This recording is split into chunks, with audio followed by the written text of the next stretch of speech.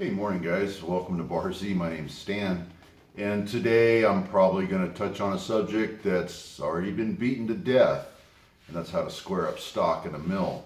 And the first thing you got to realize is that a block doesn't have four sides, it has six sides. So you need to, take that into consideration.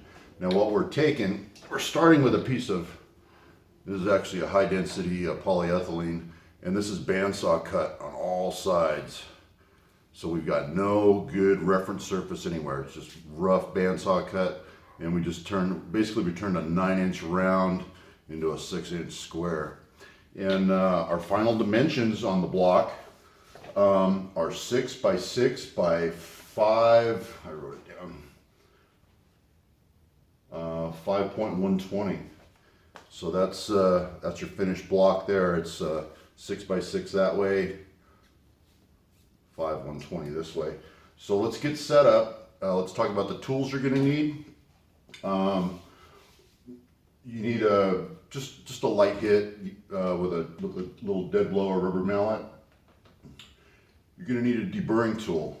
This is a Noga, but it also I'm using the plastic. They make tips and the deburring parts that snap into these just for plastic. They make them for cast iron, they make them for plastic, and they make them for steel.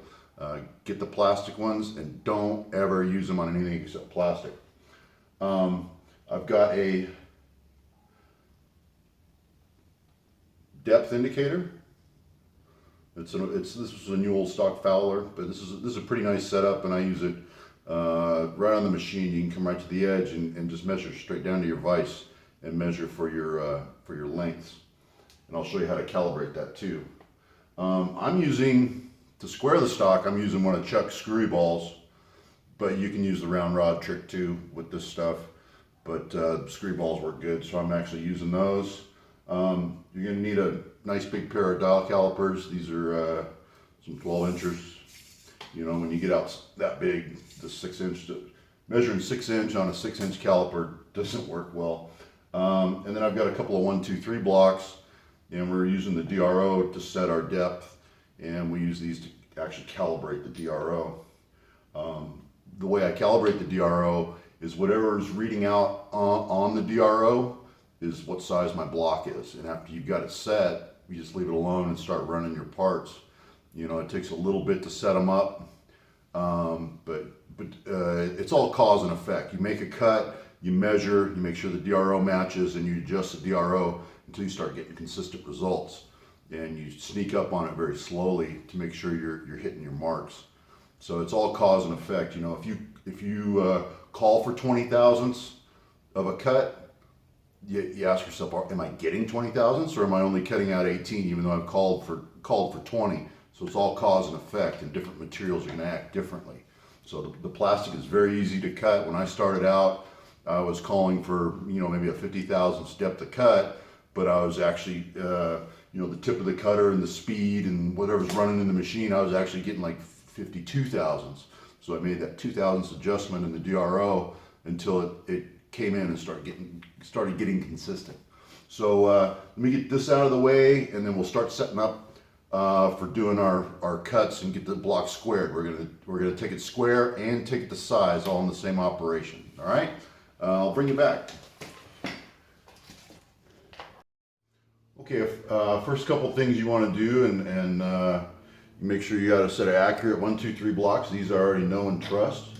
I'm going to use the vise here to calibrate my dial indicator.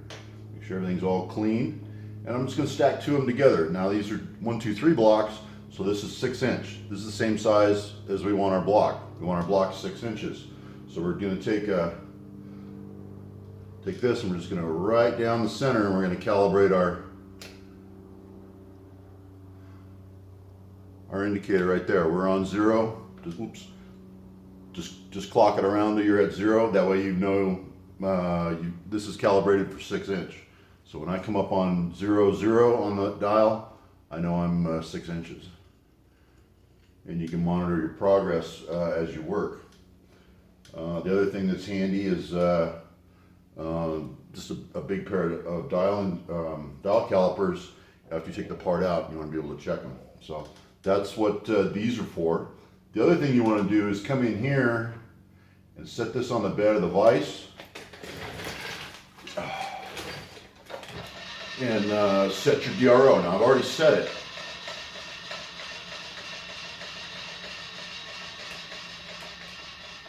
And you just want to come in with your tool and just touch your 1, 2, 3 blocks at 6 inch and look up at your DRO and make sure you're at 6 inch. Now, you know, and I mean just lightly touch your tool. So 6 inches up there, you punch that number in, pick your coordinate, which is Z, or your axes, pick your Z axes, and you know, punch in either -6 or +6, whatever, to make it read correctly.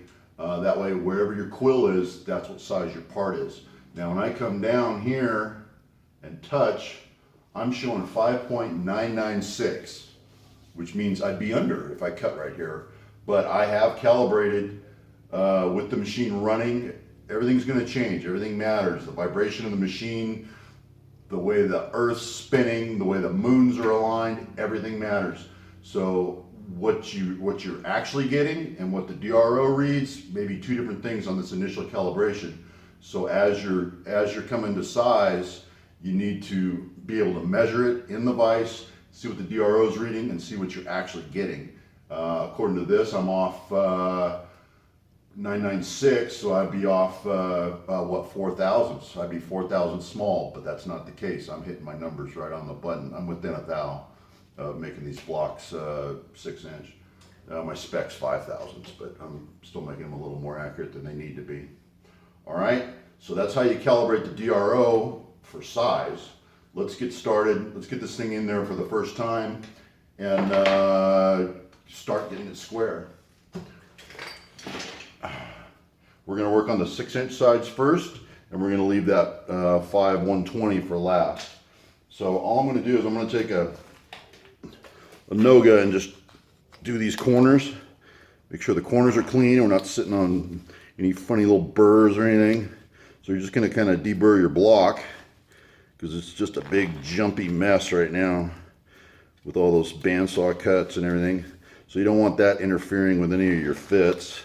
And you know you're not square because I mean how close can you really get with a bandsaw and plastic?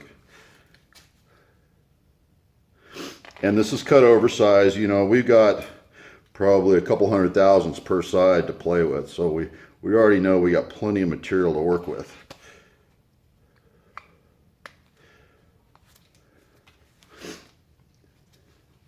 And like I said, this is a polyethylene. This is the HDPE. It's a high density polyethylene. It's a little rubbery. It cuts okay. It doesn't thread good. I don't like the way it threads, but the threads are durable.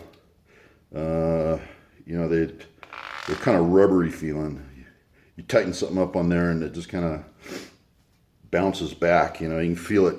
You can feel the thread stretch, and then as soon as you release it, the threads just kind of bounce back where they were. So kind of interesting. All right, yeah, that's pretty clean. All right, we're going to start here. Get my vise opened up. And you want to leave yourself somewhere to measure. You know, we're going to be measuring down to the bed. And we're going to be using Mr. Screwball here. And you see that thing pick up. So that tells you right there you're not square. We're touching back here in the back, but not here in front. Let me get you guys just a tad closer. I want to move you and move you down a little bit there too. All right, you can see we're touching back here, but not here. See where it lifted. So that's pretty common. I'm going to tap it down tight just in the back. Let me get the mill out of the way here.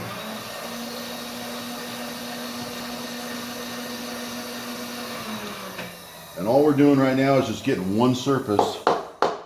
So you notice I'm not hitting here. I'm hitting just back here and just knocking it down. And the first thing we want to do now is just get one surface that we trust and clean. So we're gonna just clean up this one surface, and then we're gonna start flipping it this way. And I'll tell you when to use the ball and when not to use the ball. We're not going to dimension yet, so we don't have to worry about this. All we're making is a flat surface. We don't need to worry about this. We do need to deburr, and we do need a hammer, so we'll need those here. All right. What would this light do to you? Would this kill you? No, that's not terrible. You guys might even be able to come up a little bit and tip down just a skosh. All right. All right, let's see if we can get a clean sweep on this thing. I'm running this about 500 RPM. My tool's out 6 inches. This is just a fly cutter, single point. This is a polished carbide, the sharpest ones I could get for aluminum. It's a TP whatever. It's a triangular cutter, razor sharp. Never been used on anything except plastic, not even on aluminum. So, and you know, keep your plastic tools separate for sure. This is just a turning tool. This is just a lathe turning tool. Okay, we're gonna fire up and come down and just touch off till we see some see a pattern form.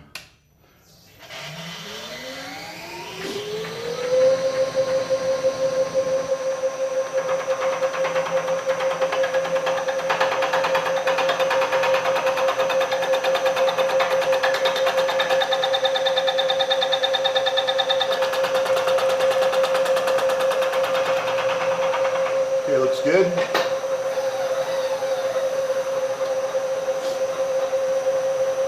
I'll probably fast forward through some of this.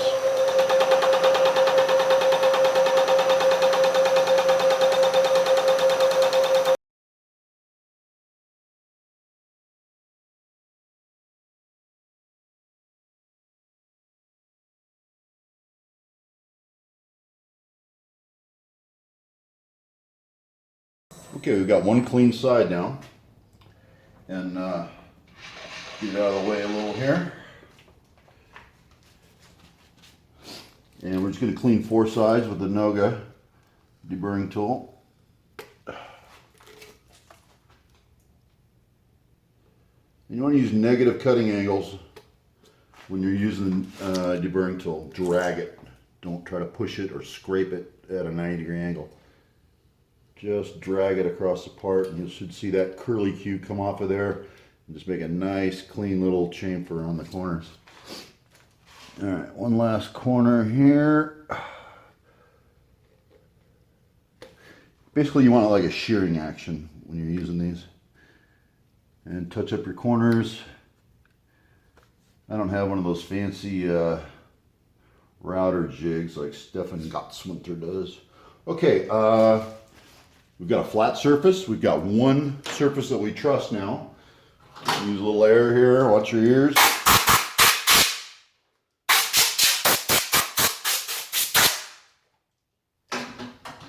And now we're going to flip it 90 degrees. Let's get our ball out of there.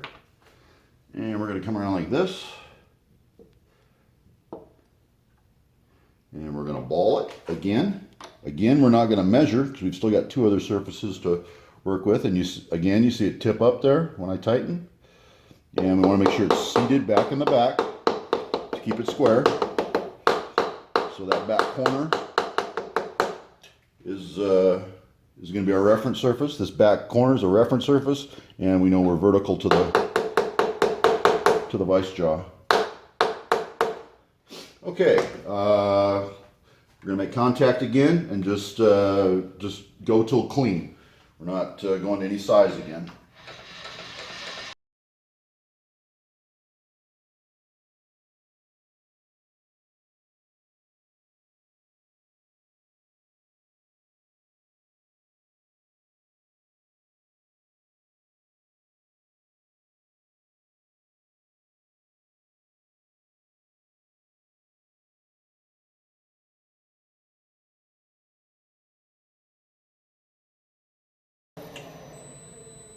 Okay, well, we've got a full clean there, and again, we're going to deburr right here on all 4 sides.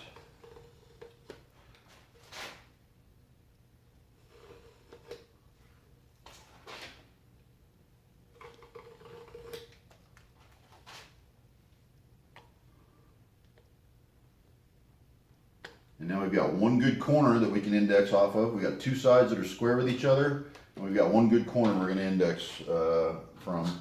And now we're going to clean the vise again. I thought this would be a good demonstration because, you know what, I don't have any cutting oil flying around, I don't have hot chips flying around, and I don't have to worry about the camera. So plastic is a great way to demonstrate stuff. Okay, now we've got these two sides done. 1, 2, and we've got 2 that are not done. So we're going to clean the vise bed, and this time we're going to size. So we're on our third side, and we're gonna use the screw ball again because we've got an irregular surface back here, but down on the vise bed and against the jaw is cleaned and square. But we are going to use the screw ball again, and this time we're going to seat it all the way down in the vise. It's not going to. We shouldn't see or detect any lifting, which I'm not. I don't see any lifting there at all. And just down firmly in the vise, clamp securely, and now we're going to go to size. And the way we do that, to double check our DRO, we're going to take this, as we cut, we can come right in here and rest it right on the top of our cut and go down to the vise bed and measure right off the vise bed. See, now I'm showing 1, 2, about 300 thousandths big. So we got 300 thousandths to plow out of there. The maximum depth of cut for this cutter has been about 100 thou. So I'm going to take a skim cut, establish a baseline, and then plow a bunch of this stuff off. So I'll probably fast forward through a lot of this.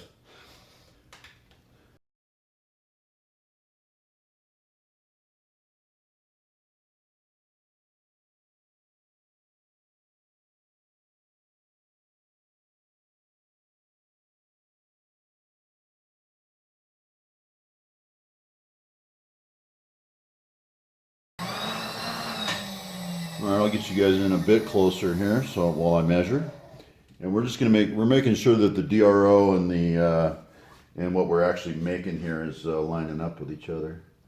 And we're going to deburr, because that little burr right there can hold your indicator up at a funny angle or whatever. So we're going to roll a little chamfer in right across here. All right. I don't know why I'm deburring all the edges. I know I got more to take off of it. There we go. And then we make sure our vise bed is clean down here. Nothing down there to mess with the indicator.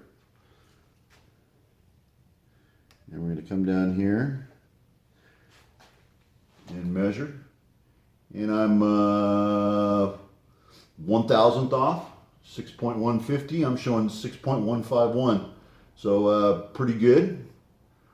We're staying nice and accurate. Same over here, 6.151. So we're within a thou of what our DRO is reading out, and I'm plenty happy with that. So let's finish this cut, get it down to size, and then we'll work on that fourth side. I'm going to put you guys back over here. So I got room for handles and stuff to run. And let's fire it up again.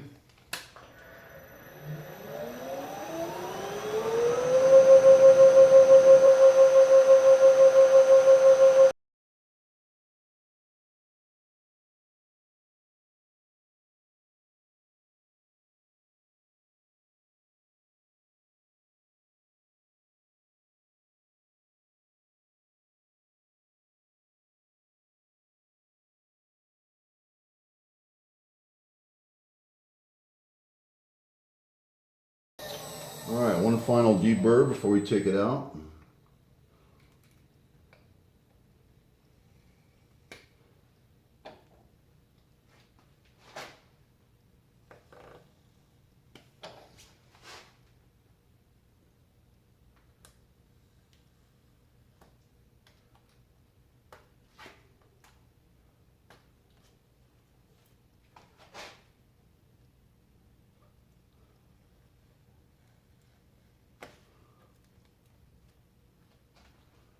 Okay, looks good.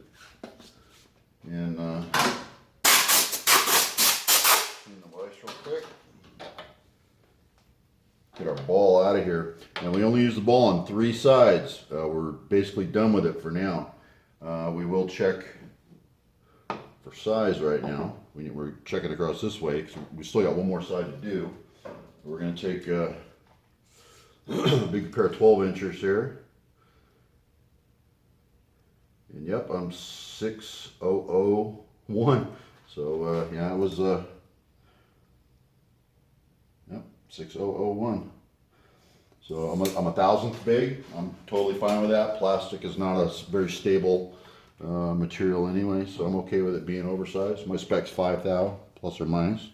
All right, we've got 3 sides done. We've still got this bandsaw side left to do. We're gonna drop it in the vise, no ball, with the bandsaw cut up.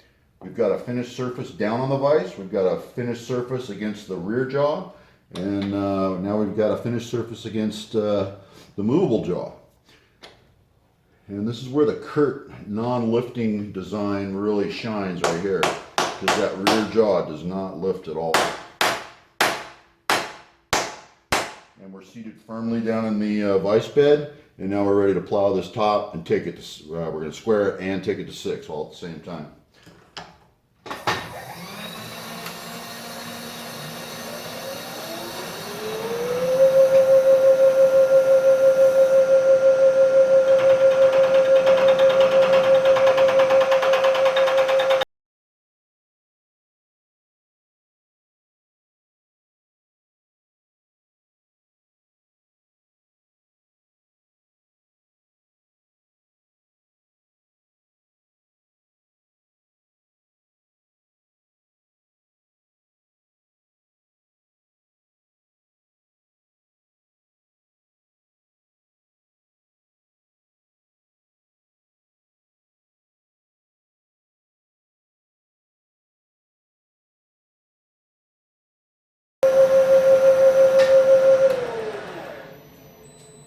Okay.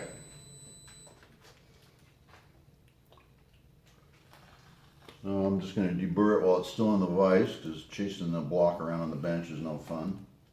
It's already being held, why not?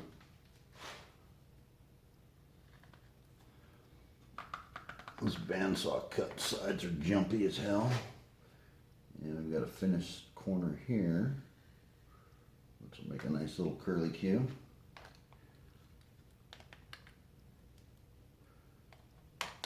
Alright.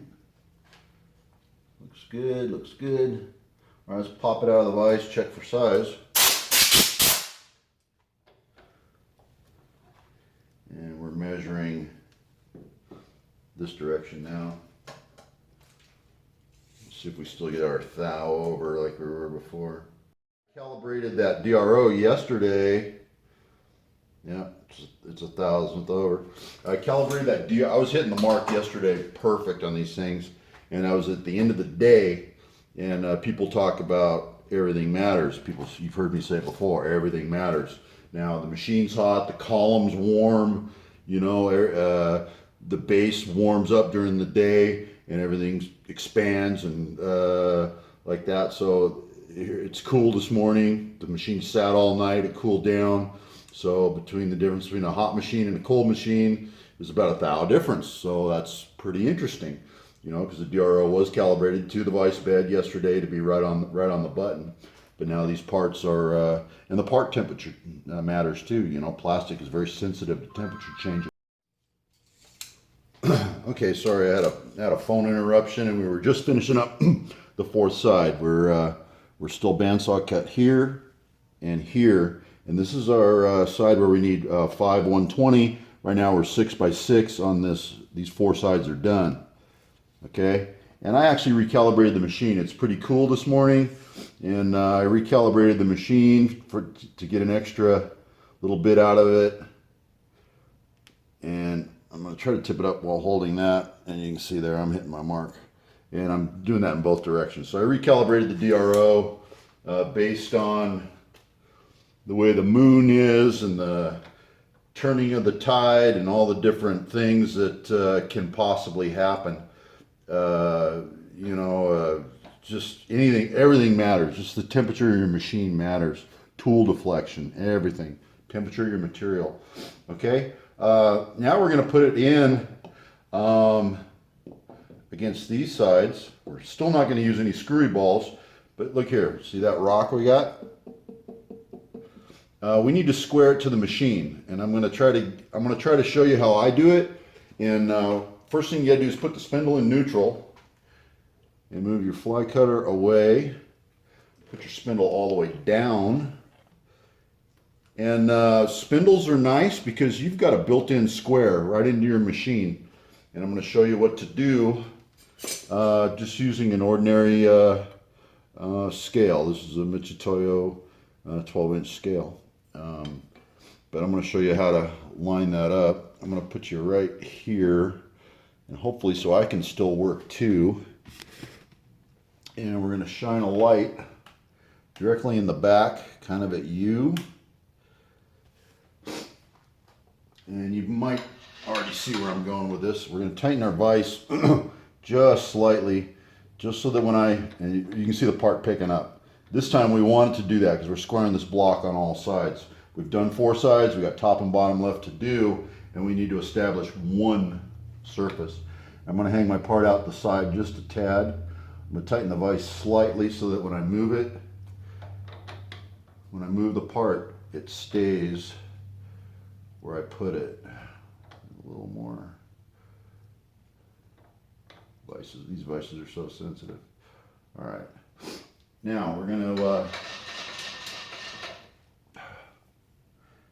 take this ruler and just set it up against the spindle and bring our part in until we touch that ruler and square it up. If you can get straight to the spindle, more power to you, that's fine. But the spindle doesn't, in this case, the spindle doesn't go down far enough to go straight to the spindle. So we're going to get in a little bit more.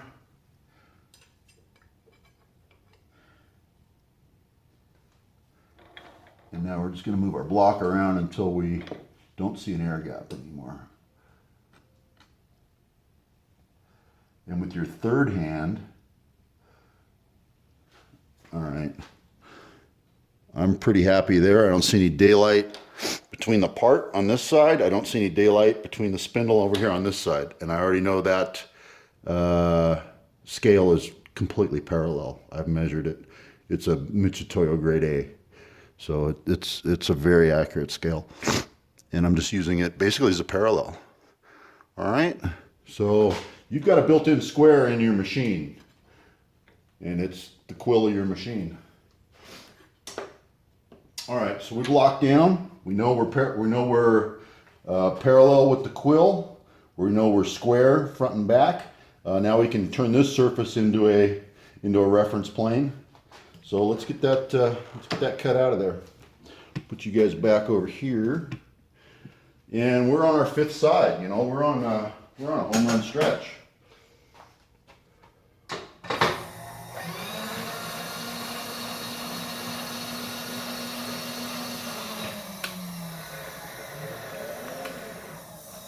Helps if you put the head in gear. There we go. Some light up on the subject.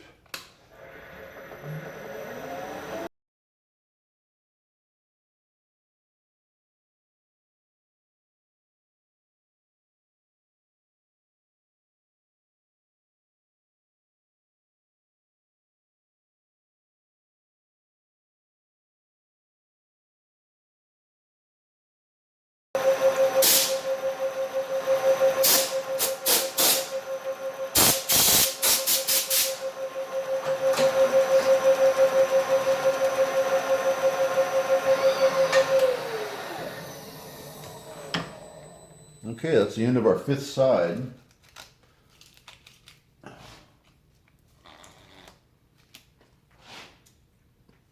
Give this a deburr for the last time.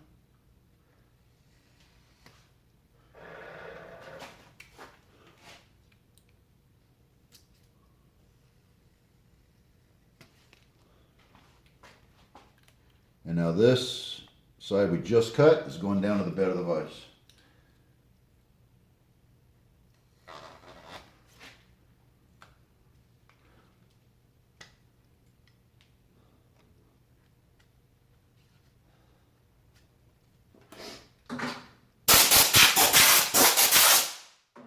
clean. We're ready to flip it over, and now we're going for size, and our size is 5.120. My notepad is my vise. It's what I use. And here we're going to smack it down tight. Make sure it's seated in the vise.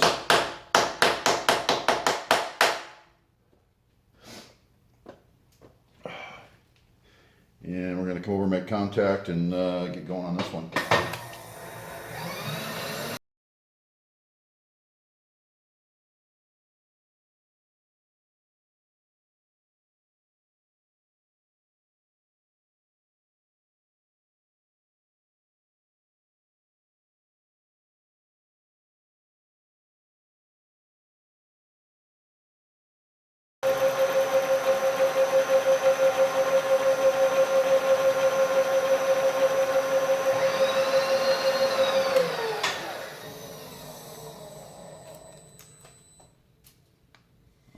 We'll take it out of the vise and give it a quick measure, but I believe this block dimensionally is done and square. We know it's square.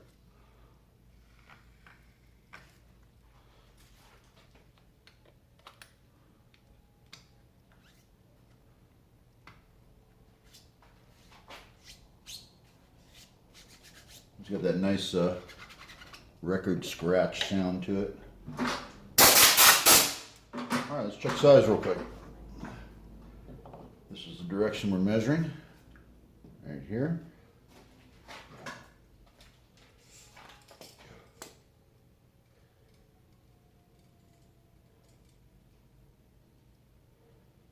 $5.120 and a half a thou, so we're doing pretty good. See if I can get it there. Maybe you guys can see too. 120, yeah, 120.5 right there. I'm all squared up on it. So pretty happy. 119 and a half to 20 there. So that's maybe a half thou below, but no, I'm good with it. Like I say, my spec is plus or minus 5 thou. So that's how you make a 6x6 by 5 120 block. How you make it square, and how you bring it to size and square it all at the same time. Hope you guys enjoyed this video. Thanks for watching.